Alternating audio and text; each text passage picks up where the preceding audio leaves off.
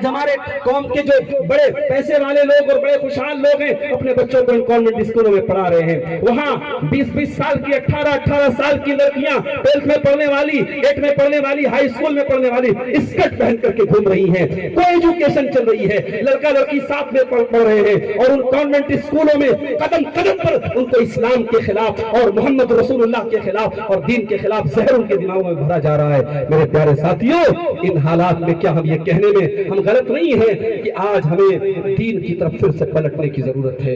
ہمیں امام مالک رحمۃ اللہ علیہ کا وہ جملہ یاد رکھنا چاہیے. امام مالک نے کہا تھا لن يصلح آخر هذه الامه الا بما صلح به اولها.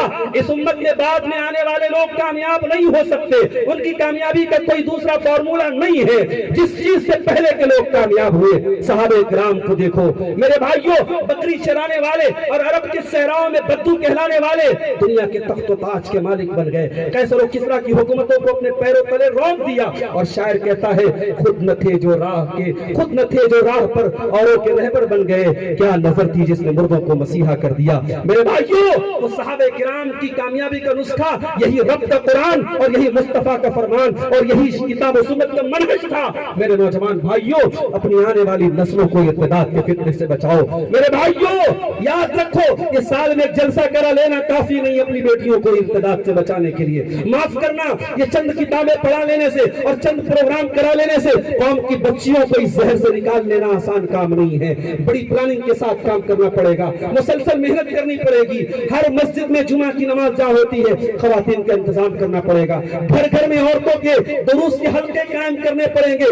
علماء سے ہمیں اپنی نوجوان نسل کو جوڑنا پڑے گا, تب جا کر کے یہ طوفان رکے گا. اور یقین رکھو اگر ہم نے اس طرف توجہ نہیں دی اور علماء کی طرف ہم نے اپنا تعلق نہیں جوڑا اور اپنی آنے والی نسلوں کی فکر نہیں کی, میرا جملہ نوٹ کر لو, آنے والے 15-20 سالوں میں حالات اور بدتر ہو جائیں گے اور آپ کو ڈھونڈنا پڑے گا کہ اس نوجوان نسل میں کون ہے. مجھے اللہ کے نبی کی وہ حدیث یاد آتی ہے, آپ نے فرمایا قیامت کے پہلے کیسا دور آئے گا جب دنیا سے قرآن کو بھی اٹھا لیا جائے گا, دنیا سے قرآن کو بھی اٹھا لیا جائے گا.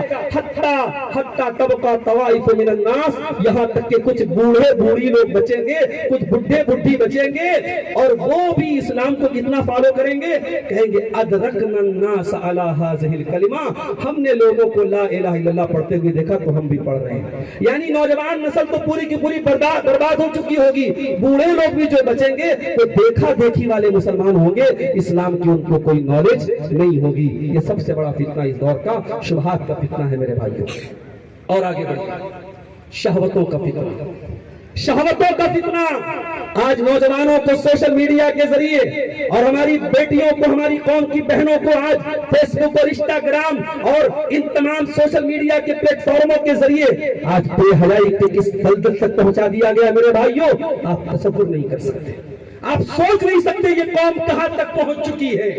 ابھی بھارت کا ایک ایسا ہوٹل کی کمپنی, ایک ایسی ہوٹل کی کمپنی جو پورے ملک میں جس کے ہوٹل بدنام ہے زناکاری کے لیے, جس کے ہوٹلوں میں سب سے زیادہ بدکاری ہوتی ہے, اس ہوٹل کا سروے آیا ہے, اس کمپنی کا سروے آیا ہے اور اس کے سروے کی رپورٹ کے مطابق اس کمپنی کے ہوٹل سب سے زیادہ پورے ہندوستان میں شہر حیدرآباد میں استعمال ہوئے ہیں. اور شہر حیدرآباد میں مسلم میجورٹی علاقوں میں, مسلمان علاقوں میں مسلمان نوجوانوں کے ذریعے اور مسلمان لڑکیوں کے ذریعے اس کے ہوٹل استعمال ہوئے ہیں. آپ کی قوم کی بیٹیاں زناکاری کی طرف جا رہی ہیں, آپ کی قوم کے بیٹے زناکاری کی طرف جا رہے ہیں اور آپ جہیز کا لین دین کر رہے ہیں. آپ شادیوں کو بھاری بنائے ہوئے ہیں, 20-20 لاکھ کی شادیاں ہو رہی ہیں, 10-10 لاکھ کی ڈیمانڈ ہو رہی ہے. اللہ کے واسطے ہوش کے ناخن لو, اپنی قوم کو, اپنی بچیوں کو, اپنے بچوں کو اگر زناکاری کے اس دلدل سے نکالنا ہے میرے بھائیوں, اللہ کے واسطے اپنی شادیوں کو آسان کرو, اپنے نکاح کو آسان کرو. اگر واقعی میں اہل حدیث کہلاتے ہو اپنے آپ کو, اگر واقعی میں کتاب و سنت پر چلنے والے ہو تو معاف کرنا,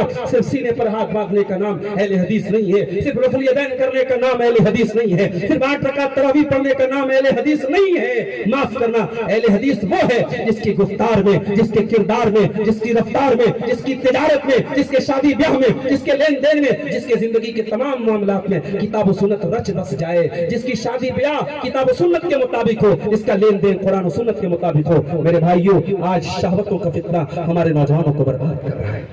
کتنے نوجوان ہیں رات کو 2-3 بجے تک موبائل پر گندی چیزوں کو دیکھ رہے ہیں. کیا انہیں اس بات کا ڈر نہیں یہ آنکھیں جو کچھ دیکھ رہی ہیں، یہ کان جو کچھ سن رہے ہیں، یہ انگلیاں جو کچھ ٹچ کر رہی ہیں، یہ سب گواہی دیں گے قیامت کے دن۔ حتی اذا ما جاؤها شہد علیہم سمعهم وابصارهم وجلودهم بما كانوا يعملون۔ قیامت کے دن تمہارے کان بھی تمہارے خلاف گواہی دیں گے، تمہاری آنکھیں بھی تمہارے خلاف گواہی دیں گی، تمہارے ہاتھوں کے چمڑے بھی تمہارے خلاف گواہی دیں گے۔ وقالوا لجلودهم لما شهدتم علينا قالوا انطقنا الله الذي انطق كل شيء۔ انسان کہے گا اے اللہ میری چمڑی کو کیسے بولنا آ گیا، میرے بدن کی اسکن کیسے بول رہی ہے، میرے بدن کی توچا کیسے بول رہی ہے۔ انسان کی اسکن کہے گی جس اسکن سے آپ نے موبائل کو ٹچ کیا تھا، اسمارٹ فون کو ٹچ کیا تھا، آپ کے بدن کی اسکن بولے گی اللہ نے آج ہم کو بولنا سکھایا اور ہم تیرے سارے پول کھولیں گے۔ اس دن سے ڈرنا چاہیے میرے نوجوان بھائیوں۔ آج آپ سوشل میڈیا پر دیوانے بنے ہوئے ہیں، ایک پوسٹ ڈالی انتظار کرنے کتنے لوگوں نے لائک کیا، اسٹیٹس پر تصویر ڈالی کتنے لوگوں نے میرے اسٹیٹس کو دیکھا۔ ارے اتنی فکر اگر اس بات کی کیے ہوتے اللہ ہمیں لائک کر رہا ہے کہ نہیں، اللہ ہمارا کون سا عمل اللہ کو پسند آ رہا ہے، اللہ ہمارے کون سے گناہ سے اللہ ناراض ہو رہا ہے، اگر اتنی فکر ہم نے اس بات کی ہوتی تو شاید ہماری نجات کا کوئی سامان بن گیا ہوتا۔ میرے بھائیوں، کس کو لائک کر رہے ہو، کس کو ڈس لائک کر رہے ہو، کیا دیکھ رہے ہو، فیس بک کی ریلز پر تم نے کیا دیکھا، یوٹیوب کے شارٹس پر تم نے کیا دیکھا، اسٹیٹس تم نے کیا لگایا، سب ریکارڈ ہو رہا ہے اور قیامت کے دن وہ ساری ریکارڈنگ اوپن ہو جائے گی۔ وَكُلَّ إِنسَانٍ أَلْزَمْنَاهُ طَائِرَهُ فِي عُنُقِهِ وَنُخْرِجُ لَهُ يَوْمَ الْقِيَامَةِ كِتَابًا يَلْقَاهُ مَنشُورًا۔ ہر انسان کا نام اعمال ہم اس کی گردن میں ٹانگ دیں گے۔ اقرا کتابک کفی بنفسک اليوم علیک حسیبا۔ اللہ کہے گا اے میرے بندے یہ تیری کتاب ہے، یہ تیرا نام اعمال ہے، یہ تیری زندگی بھر کا کچا چٹھا ہے، تو خود پڑھ کر کے اپنا حساب کر لے، ہم تیرا حساب نہیں لیں گے۔ میرے عزیزوں، دنیا میں آپ نے، میری بہنوں، آپ نے دنیا میں کیمرے کے فلٹرز کے ذریعے اپنے چہروں کو خوبصورت بنا لیا، اپنی تصویروں کو خوبصورت بنا لیا، اپنی تصویروں کو فیس بک پر ڈال دیا۔ معاف کرنا میری بہنوں، معاف کرنا میری قوم کی بیٹیوں، آپ نے یہ جو غلط کام کیا ہے کہیں ایسا نہ ہو قیامت کے دن یہ خوبصورت چہرے ہمارے کہیں ایسا نہ ہو قیامت کے دن بدصورت بنا دیے جائیں۔ اللہ قرآن میں کہتا ہے وجوہ یومئذ علیہا غبرہ ترہبها قطرہ اولئک هم الکفرۃ الفجرہ۔ قیامت کے دن کچھ ایسے بھی لوگ آئیں گے جن کے چہرے بڑے بدصورت ہوں گے، بڑے کالے کلوٹے ہوں گے، ان کے اوپر اللہ تعالیٰ کالک پوت دے گا، تارکول پوت دے گا۔ اولئک هم الکفرۃ الفجرہ۔ وہ دنیا میں جتنے بھی اسمارٹ اور ہینڈسم رہے ہوں، جتنے بھی خوبصورت رہے ہوں، دن رات کو اپنے چہرے کے اوپر میک اپ کرتے رہے ہوں، قیامت کے دن سے بدصورت کوئی چہرہ نہیں ہوگا۔ یہ کن لوگوں کے چہرے ہوں گے؟ فرمایا یہ کافروں کے چہرے، یہ فاجروں کے چہرے، یہ اللہ کے گستاخوں کے چہرے، یہ اللہ کے نافرمانوں کے چہرے ہوں گے۔ شہوتوں کا فتنہ میرے بھائیو اس دور کا بہت بڑا فتنہ ہے۔ میرے نوجوان ساتھیوں، میں آپ سے کہنا چاہتا ہوں اگر شہوتوں کے اس فتنے سے اپنے آپ کو بچانا چاہتے ہو، نماز کی پابندی کرو، نماز کی پابندی کرو۔ میں گارنٹی کے ساتھ کہتا ہوں بہت سارے فتنوں سے اپنے آپ کو آپ بچا لیں گے، اور یہ گارنٹی میرا رب قرآن میں دیتا ہے۔ اتل ما اوحی الیک من الکتاب واقم الصلاۃ ان الصلاۃ تنہی عن الفحشاء والمنکر۔ اے نبی قرآن کی تلاوت کیجئے اور نماز قائم کیجئے، بے شک یہ نماز بہت سارے بے حیائی کے برائی کے کاموں سے روکنے والی چیز ہے۔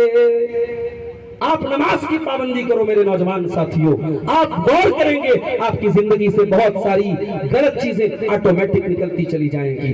آپ غلط کام کرنے کے پہلے 1000 بار سوچیں گے کہ میں 5 ٹائم کا نمازی ہوں، یہ کام مجھے سوٹ نہیں کرتا ہے، یہ چیز مجھے زیب نہیں دیتی ہے۔ نماز آپ کی بری عادتوں کو چھڑا دے گی میرے بھائیوں۔ اور قرآن کریم میں اللہ تعالیٰ نے اس بات کا ذکر بھی کیا ہے کہ جب انسان نماز نہیں پڑھتا ہے، جب اس کی زندگی میں نماز کی کوئی گنجائش نہیں ہوتی ہے، تو وہ انسان شہوتوں کا غلام بن جاتا ہے، شہوتوں کا پیروکار بن جاتا ہے۔ قرآن کا 16واں پارہ اٹھائیے، اللہ سورہ مریم میں فرماتا ہے فَخَلَفَ مِن بَعْدِهِمْ خَلْفٌ أَضَاعُوا الصَّلَاةَ وَاتَّبَعُوا الشَّهَوَاتِ فَسَوْفَ يَلْقَوْنَ غَيًّا۔ میرے نبیوں کے جانے کے بعد، میرے رسولوں کے جانے کے بعد ایسے نالائق لوگ آئے جنہوں نے خواہشات کی پیروی کی، جنہوں نے نماز کو برباد کیا۔ فَسَوْفَ يَلْقَوْنَ غَيًّا، ایسے لوگ جہنم کے اندر ڈالے جائیں گے۔ اس کا مطلب یہ ہوا کہ جب انسان نماز کو برباد کرتا ہے، نماز کی پابندی نہیں کرتا ہے، تو وہ شہوتوں کا غلام بن جاتا ہے۔ ماشاءاللہ آپ کے بیچ میں ایسے لوگ بھی ہیں جو بمبئی میں رہتے ہیں، جو دلی میں رہتے ہیں، حیدرآباد میں رہتے ہیں، اللہ نے ان کے کاروبار کو بہت اچھا چلایا ہے۔ میں ان سے بھی کہنا چاہتا ہوں، اللہ نے اگر آپ کو اچھا کاروبار اور اچھی تجارت دی ہے، اپنی تجارت اور اپنے کاروبار کو نماز کے لیے رکاوٹ مت بنانا۔ اے علاقے کے سیٹھوں، اے بزنس مین لوگوں، اے تجارت سے وابستہ میرے بھائیوں، اپنے کاروبار اور اپنی تجارت کو کبھی اللہ کے ذکر سے اور نماز سے روکنے والا مت بنانا۔ اللہ قرآن میں کہتا ہے میرے مومن بندے وہ ہیں، میرے ایمان والے بندے وہ ہیں، رجال لا تلہیہم تجارت ولا بیع عن ذکر اللہ، اللہ کے ذکر سے اور نماز سے کبھی ان کی تجارت ان کو نہیں روکتا۔ اور آگے بڑھیے، ایک اور بہت بڑا فتنہ اس دور کا، دنیا پرستی کا فتنہ۔ انسان دنیا میں اتنا ڈوب جائے، اتنا غرق ہو جائے، آخرت کو بھول جائے، آخرت کے بارے میں نہ سوچے، کہ بہت بڑا فتنہ ہے میرے بھائیوں۔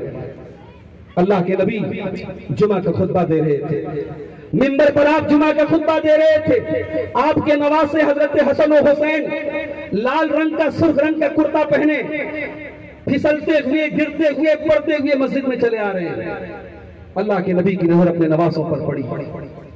ابو داؤد اور ترمذی کی صحیح روایت ہے، آپ نے خطبہ بیچ میں سے روک دیا اور آپ منبر پر سے اترے اور دونوں نواسوں کو آپ نے گود میں لیا اور آپ نے کیا کہا؟ آپ نے فرمایا، اللہ تعالیٰ نے کتنی سچی بات قرآن میں فرمائی ہے، انما اموالکم واولادکم فتنہ، بے شک تمہارا مال فتنہ ہے، تمہاری اولاد فتنہ ہے۔ میں نے اپنے ان نواسوں کو، میں نے اپنے ان بچوں کو خطبہ کرتے ہوئے، جمعہ کا خطبہ کرتے ہوئے میں نے دیکھا، میں برداشت نہیں کر پایا، میں صبر نہیں کر پایا، اور میں نے اتر کر کے جب تک ان کو گود میں نہ لے لیا مجھے چین نہ آیا۔ غور کرنا میرے پیارے بھائیوں، اللہ کے پیارے نبی نے چند سیکنڈ کے لیے اپنا خطبہ روکا تھا، چند منٹ کے لیے کہہ لیجیے آپ نے اپنا خطبہ روکا تھا، اور اتنی دیر میں آپ نے خطبہ روک کر کے اپنے نواسوں کو گود میں لیا تھا، اس کو بھی آپ نے فتنہ قرار دیا ہے۔ میرے پیارے بھائیوں، ہم تو سر سے پیر تک آج اس فتنے میں لت پت ہے۔ میرے نبی نے چند منٹ کے لیے، چند سیکنڈ کے لیے خطبے کو روکنے کو فتنہ قرار دیا، آج تم سر سے پیر تک نہ جانے دنیا کے چکر میں، مال کے چکر میں، اولاد کے چکر میں اللہ کو کتنا بھول کے بیٹھے ہیں۔ اور یہی وہ ڈر تھا، اسی بات کا ڈر تھا اللہ کے پیارے نبی کو۔ آپ نے فرمایا تھا، اے میری امت کے لوگوں، مل فقر اخشى علیکم، مجھے اس بات کا ڈر نہیں ہے کہ تم غریب ہو جاؤ گے، تم فقیر ہو جاؤ گے، مجھے تمہارے غریب ہو جانے کا، فقیر ہو جانے کا ڈر نہیں ہے، ولکن اخشى علیکم الدنیا، مجھے ڈر اس بات کا ہے کہیں تم دنیا کے فتنے میں نہ پڑ جانا، اور دنیا کو پانے کے لیے تم آپس میں لڑنے نہ لگنا جیسے تم سے پہلے کے لوگ لڑا کرتے تھے، اور اس دنیا کے لیے تم ایک دوسرے کو قتل کرنے نہ لگنا، مارنے پیٹنے دنیا پر۔ آج ہمارے نوجوان کتنے آن لائن ایپس کے ذریعے جوا کھیل رہا ہے، کوئی ڈریم 11 میں لگا ہے، کوئی آن لائن کرکٹ کا کوئی ایپ آیا ہے اس میں آن لائن جوا کھیل رہا ہے، کوئی آن لائن جو ہے وہ شیئر مارکیٹ میں ڈیلی اپ ڈاؤن جو ہوتا ہے انٹرا ڈے، جس کو علماء نے کہا کہ وہ بھی جوئے میں شامل ہے۔ یہ تمام جو جوئے کی اور سٹے کی شکلیں ہیں آج ہمارا نوجوان ان میں بھی لگا ہوا ہے۔ میرے نوجوانوں، پیسہ کماؤ، بزنس کرو، حلال طریقے سے پیسہ کماؤ، حلال کے بہت سارے راستے ہیں، حرام کمائی کو اپنے گھر میں آنے مت دو۔ اللہ کے پیارے نبی نے فرمایا، یاتی علی الناس زمان، ایک ایسا دور بھی لوگوں پر آئے گا، لا یبال المرء من این اخذ المال، انسان اس بات کی پرواہ نہیں کرے گا مال کہاں سے کما رہا ہے، حلال طریقے سے کما رہا ہے یا حرام طریقے سے۔ ایک اور فتنہ ہے اس دور کا، اور وہ فتنہ ہے عورت کا فتنہ۔ میری مائیں بہنیں برا نہ مانے، اللہ کے نبی نے اس امت کے مردوں کے لیے سب سے خطرناک فتنہ عورت کو قرار دیا ہے۔ آپ نے فرمایا ما ترکت فتنة ناظر علی الرجال من امتی من النساء، اپنی امت کے مردوں کے لیے میں نے عورت سے خطرناک کوئی فتنہ نہیں چھوڑا ہے، مگر میری پیاری ماں بہنوں، جس عورت کو اللہ کے نبی نے فتنہ قرار دیا ہے، اسی عورت کے بارے میں اللہ کے نبی یہ بھی فرماتے ہیں الدنیا متاع وخیر متاع الدنیا المرأة الصالحہ، دنیا کی سب سے قیمتی دولت نیک عورت ہے۔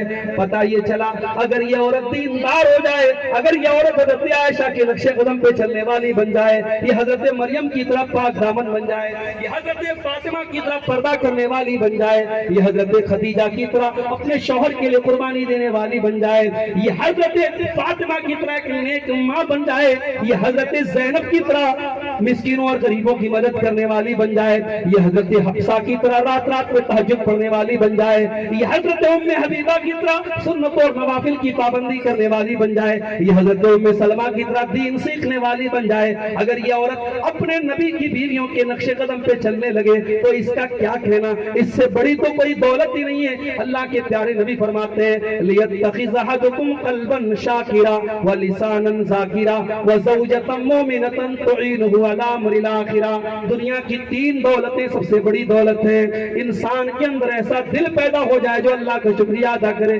ایسی زبان پیدا ہو جائے جو اللہ کا ذکر کرے، اور ایسی بیوی اس کے گھر میں آ جائے جو دین کے کاموں میں اس کی مدد کرے۔